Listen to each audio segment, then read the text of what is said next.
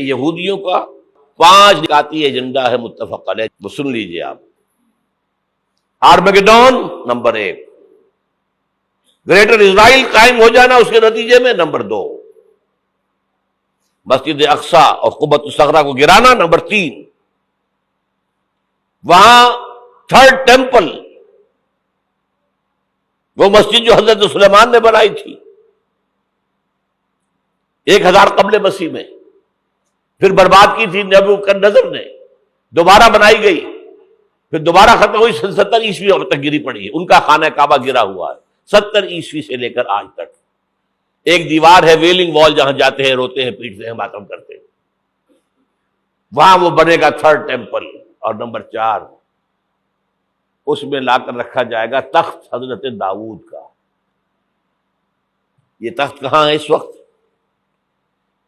یہ لندن شریف کے اندر جو ان کی پارلیمنٹ کا جو چرچ ہے، ویسٹ منسٹر ایبے، اس میں رکھا ہوا ہے۔ ایک پتھر تھا جس پر بٹھا کر حضرت داؤد کی تاج پوشی ہوئی، پھر حضرت سلیمان کی ہوئی، پھر وہ پتھر رکھ دیا گیا جب حضرت سلیمان نے بنایا ہیکل مسجد اقصی، وہاں رہا وہ۔ ہر بادشاہ جو تھا یہودی اسی کے اوپر بٹھا کر اس کی تاج پوشی ہوتی تھی۔ سن 70 میں ٹائٹس نے گرایا اسے، ہیکل کو، وہ پتھر لے گیا، وہاں سے روم گیا، روم سے آئرلینڈ گیا، آئرلینڈ سے اسکاٹ لینڈ آیا، اسکاٹ لینڈ سے انگلینڈ آیا، اور اب وہ رکھا ہوا ہے 14ویں صدی عیسوی سے آج تک۔ وہ ویسٹ منسٹر ایبے میں رکھا ہوا، ایک کرسی کی سیٹ میں اسے بنا دیا گیا ہے تخت کی شکل میں۔ اب انگریزوں میں کوئی ملکہ ہو، کوئی بادشاہ ہو جس کی بھی تاج پوشی ہو، اس میں ہو، یہ لا کر رکھا جائے گا تھرڈ ٹیمپل میں۔ اور اس پر یہودیوں کے خیال کے مطابق ان کا مسیحا آئے گا جو مسیح دجال ہوگا۔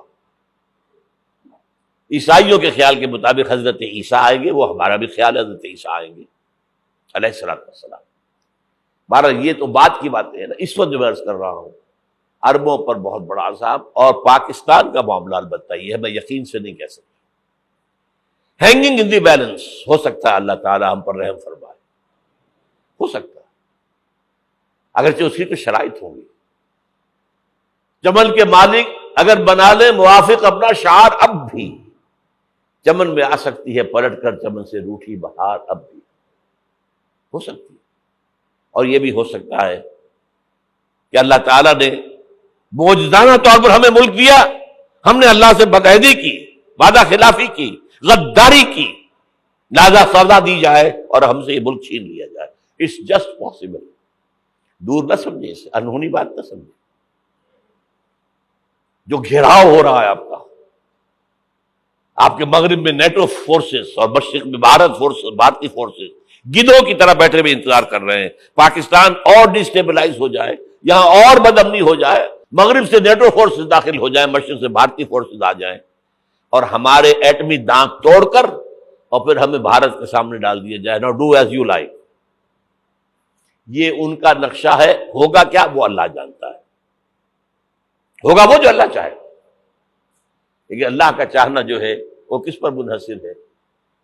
یہاں انقلاب برپا کرو، یہاں اسلام لاؤ۔ اگر دھندوں میں لگے رہو گے تو وہ خود بخود نہیں آ جائے گا انقلاب۔ صحابہ نے جانیں دی تھی، کتنی تکلیفیں اٹھائی تھی، 12 برس تک مکی دور کے اندر با نشہ درویشی در ساز و دمادم زن، جو پختہ شبی خدرا بر سلطنت جم زن۔ یوم طائف یاد ہے جو حضرت عائشہ فرماتی ہے کہ میں نے پوچھا تھا حضور سے کہ یوم احد سے زیادہ سختی بھی آپ پر کبھی آئی؟ یوم احد پر کیا ہوا تھا؟ تلوار کا وار پڑا تھا آپ کے چہرہ مبارک، یہ جو رخسار کی ہڈی ہے اس کے اندر وار گیا ہے، اوپر خود کی 2 کڑیاں تھیں وہ اس میں گھس گئیں، 2 دندان مبارک شہید ہوئے۔ وہ خود کی کڑیاں ایک صحابی نے اپنے دانتوں سے پکڑ کر کھینچنے کی کوشش کی، دانت نکل گئے، وہ نہیں نکلی، کیا جتن کر کے نکالی گئی ہوگی تو خون کا فوارہ آیا، اتنا خون گیا ہے کہ آپ بے ہوش ہو گئے، گر گئے، اور مشہور یہ ہو گیا کہ آپ کا تو انتقال ہو گیا، شہادت ہو گئی۔ یہ سیرت کبھی پڑھی ہے؟ حضرت عائشہ کے ہوش کا تو یہی دور تھا نا، یوم طائف میں جو آپ کی کیا تھی، بچی تھی، انہیں کیا پتا کیا ہو رہا ہے حضور کے ساتھ۔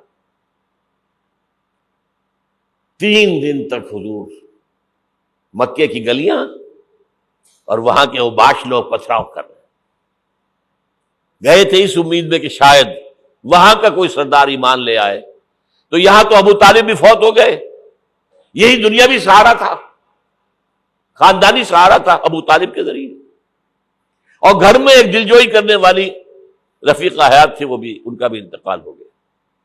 آپ نے کہا یہ عام الحزن ہے، اب تو سب کو طے ہو گیا قریش کو کہ اب جیسے قتل کر دو ان کو، اسی لیے آپ گئے طائف، شاید وہاں کا کوئی بڑا سردار مانے ایمان لے آئے مجھ پر تو میں اپنا مرکز ادھر شفٹ کر دوں۔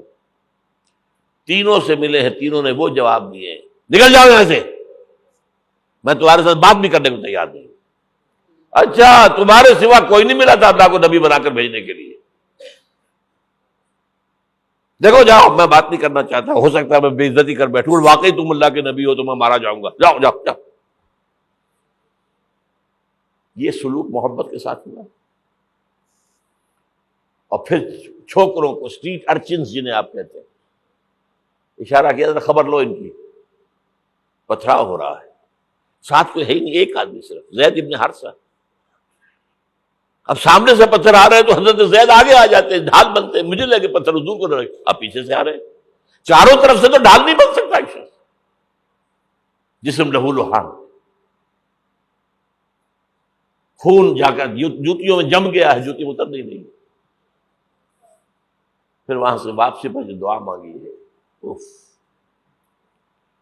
اللہم الیک اشکو ضعف قوتی وقلت حیلتی وہوانی علی الناس، اے اللہ تیری جناب میں فریاد لے کر آیا ہوں اپنی قوت کی کمی کا، اپنے وسائل کی کمی کا، اور جو ذلت و خواری ہو رہی ہے لوگوں کے سامنے، الا ملتقننی، مجھے کس کے حوالے کر دیا ہے، الا بعیدی یتجہمنی، یہ میرے اوپر ہجوم کر کے آ جائے، حملہ کریں، اور عدو ملکتا امرے، یہ دشمن کے حوالے میرا معاملہ کیا، جو چاہے کر دے وہ۔ لیکن پھر عبدیت غالب آتی ہے، ان لم یکن علی غضبک فلا ابالی، اللہ اگر تو ناراض نہیں ہے تو مجھے کوئی پرواہ نہیں، سر تخظیم خم ہے جو مزاج یار میں آئے، مجھے اندیشہ یہ ہے کہ تو ناراض تو نہیں ہو گیا۔ یہ تکلیفیں جھیلی ہے، سینکڑوں صحابہ نے جانوں کا نذرانہ پیش کیا ہے، یہ ہے سیرت النبی۔ آپ کس چیز کو سیرت النبی سمجھتے ہیں؟ بہرحال اس موضوع پر میری ایک کتاب ہے منہج انقلاب نبوی، کہ انقلاب کیسے آیا تھا۔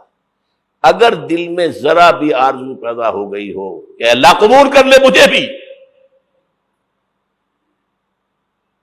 مجھے قبول کر لے اس کام کے لیے، تو وہ کتاب آپ کے لیے مست ہوگی، اس کا پڑھنا۔ فمحمدنا هو سيدنا فالعز لنا لإجابته الله الله